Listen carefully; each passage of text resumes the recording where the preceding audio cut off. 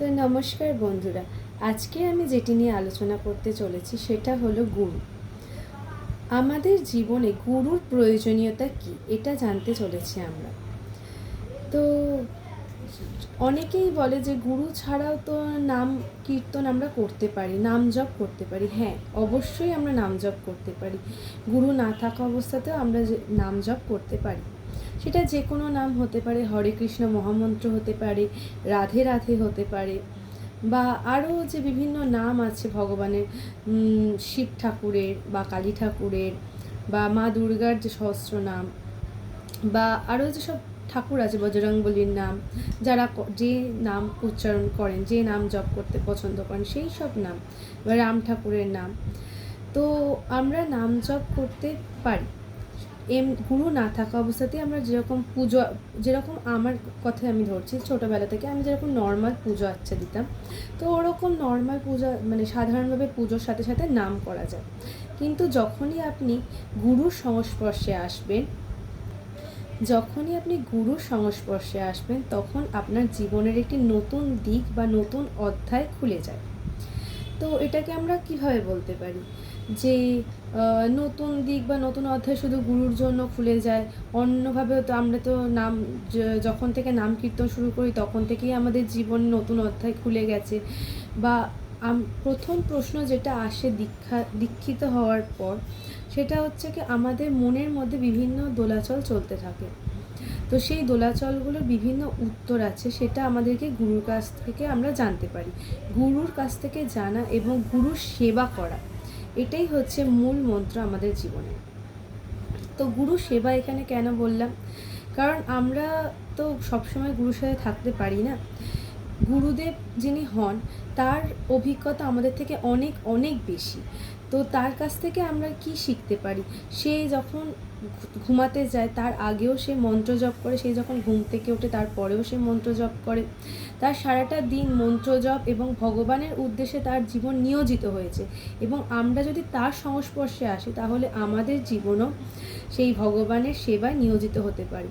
তো কিছু কিছু সময় যখন যদি আমরা পাই, তখন আমরা যদি গুরুর সেবা নিজেদেরকে লাগাতে পারি তাহলে সেই ভগবানকেই সেবা করা বোঝায়।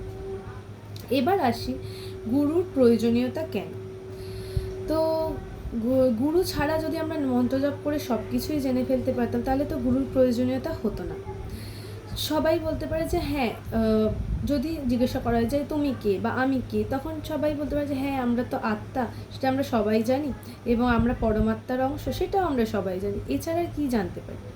ধরুন আপনি ইংলিশে কিছু বুঝতে পারছেন না বা ইংলিশ সাবজেক্টটা আপনার কঠিন লাগছে, তখন আপনি একজন ইংলিশ টিচারের কাছেই যাবেন, গিয়ে তার কাছ থেকে সেসব প্রশ্নের উত্তর আপনি জানতে পারবেন, বা সে আপনাকে বুঝিয়ে ভালো করে বিশ্লেষণ করে বলতে পারবে যে কোন জায়গাটা আপনার অসুবিধা হচ্ছে, বা সেটার মানে হয়তো ছোট্ট একটা জিনিস, সেটার মানে সেই মানেটা হয়তো আপনি বুঝতে পারছেন না, সেই মানেটা আপনাকে সেই ইংলিশ টিচারই ভালো করে বোঝাতে পারবে।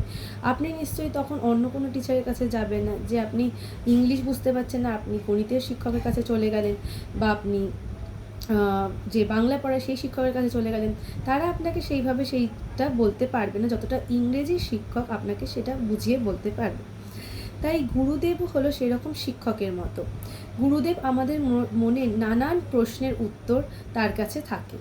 তাই যখন আমরা প্রশ্ন করি সেই প্রশ্নের উত্তর গুরুদেব সুন্দরভাবে দিতে পারেন, এবং সেটা আমাদের শুনে চলা কর্তব্য। গুরুদেব আমাদের জীবন, যখন আমরা গুরু দীক্ষা আমাদের হয়ে যায় তারপর থেকে আমরা গুরুর শরণে চলে আসি, এবং গুরুদেব আবার তার গুরুদেবের শরণাপন্ন থাকেন, ফলে আমাদের হাত সেই গুরুদেবের সাথে যুক্ত হয়, এবং তার সেবার মাধ্যমে বা তার কথা মেনে চলার মাধ্যমে আমরা বিভিন্ন দিক, জীবনের বিভিন্ন দিক সম্পর্কে আরও ভালোভাবে বা বিশ্লেষিতভাবে জানতে পারি। এবার যদি গুরু দীক্ষা না হয় তাহলেও কি জানতে পারবো না? হ্যাঁ, পারবো, কিন্তু সেই জানাটা কিন্তু পুরোপুরি বা সম্পূর্ণ জানা হবে না যতটা গুরু আমাদেরকে বিশ্লেষণ করে বা সম্পূর্ণভাবে বলতে পারবে। একজন এটা গীতায় একটি শ্লোকে আছে যে গুরু যদি আমরা গুরুর সেবায় থাকি তার মানে আমরা ভগবানের সেবাতেই আছি। যদিও পুরো গীতাতে বেশি গুরু সম্পর্কে আলোচনা করা নেই, তবুও কোনো একটি শ্লোকে এটি আছে। এবং গুরু দীক্ষা হয়ে যাওয়ার পর আমার মনে হয় যে আমাদের জীবনে অনেক পরিবর্তন আসে, যেগুলি আমাদের আমাদের নতুন জন্ম হয় গুরু দীক্ষার ফলে। এবং গুরু আমাদের ভালো মন্দের দিক শেখান, গুরু আমাদের সঠিক পথে চলতে শেখান, এবং আমাদের সব ভালো গুণ খারাপ সবই গুরুদেবের সাথে তখন এক এক এক হয়ে যায়। ফলে আমরা যখন কোনো ভালো কাজ করি সেটাও যেমন আমাদের গুরুদেবের আশীর্বাদে করি, আবার যদি কোনো খারাপ কাজ করে ফেলি সেটাও কিন্তু গুরুদেবই নিয়ে নেন তার ঘাড়ে সেই দোষটা। কাজেই গুরু যখন আমরা হাত ধরি বা যে কোনো গুরুদেবের সংস্পর্শে যখন আমরা যাই, তখন আমাদের মন পবিত্র হয়ে যায়, আরও বেশি করে পবিত্র হয়ে যায়, এবং আমরা ভগবান সম্পর্কে বা নিজেদের সম্পর্কে এবং আধ্যাত্মিকতা সম্পর্কে কিছুটা হলেও জানতে পারি, বা কিছুটা হলেও একটু তথ্য আমাদের কাছে আসে। এবং সেবা করার মাধ্যমে কিন্তু আমরা সেই ভগবানেরই সেবা করি। গুরুর সেবা মানে ভগবানের সেবা। যেমন আমি যদি বলি, আমি দীক্ষা নিয়েছি ভারত সেবাশ্রম থেকে। তো সেখানে গুরুদেবের কী আছে, সেটা হচ্ছে কি গুরু কৃপাহি কেবলম। তো আমাদের যিনি গুরুদেব তার নাম স্বামী মাধবানন্দজি মহারাজ, যিনি এখন প্রেসিডেন্ট আছেন ভারত সেবাশ্রমের।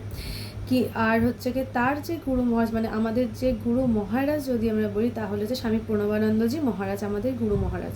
তো সেই গুরু মহারাজের সাথে যুক্ত আছেন আমাদের যে গুরুদেব স্বামী মাধবানন্দজি মহারাজ, আবার তার সাথে যুক্ত আছি আমরা। এইভাবে করে করে একটা চেইন আকারে এটা চলতে থাকে। তো আমাদের এই জন্যই গুরুর প্রয়োজন, যে গুরুর থেকে আমরা অনেক কিছু জানতে পারি। গুরু জীবনের অনেক কঠিন পদক্ষেপে আমাদের চলতে সাহায্য করে। গুরু দীক্ষা যদি আমি বলি, গুরু দীক্ষা আমাদের সঠিক পথ দেখায়, এবং গুরু শিষ্যের যে সম্পর্ক আছে সেই সম্পর্কটাকে আমরা সঠিকভাবে বুঝতে পারি। তো এটাই হচ্ছে আমাদের গুরুদেব সম্পর্কে আমাদেরকে জানতে হয়। গুরুদেব যে পথ আমাদের দেখান সেই পথে আমাদের চলতে হয় সুন্দরভাবে, তাহলেই আমাদের জীবনটা অনেক সুন্দর এবং অনেক ভালো হয়ে যায়। তো আজকের ভিডিও এখানেই শেষ করছি। অবশ্যই কমেন্ট করে জানাবেন যে এই টপিকটা আপনাদের কেমন লাগলো, এবং আপনাদের যদি কোনো টপিক জানতে ইচ্ছা করে বা কোনো কথা জানতে ইচ্ছা করে, তাহলে অবশ্যই আমাকে কমেন্ট করে জানাবেন। এবং যদি আপনারা বলেন যে হিন্দিতে আপনাদের শুনতে বেশি ভালো হয়, তাহলে আমি হিন্দিতে বলার চেষ্টা করব।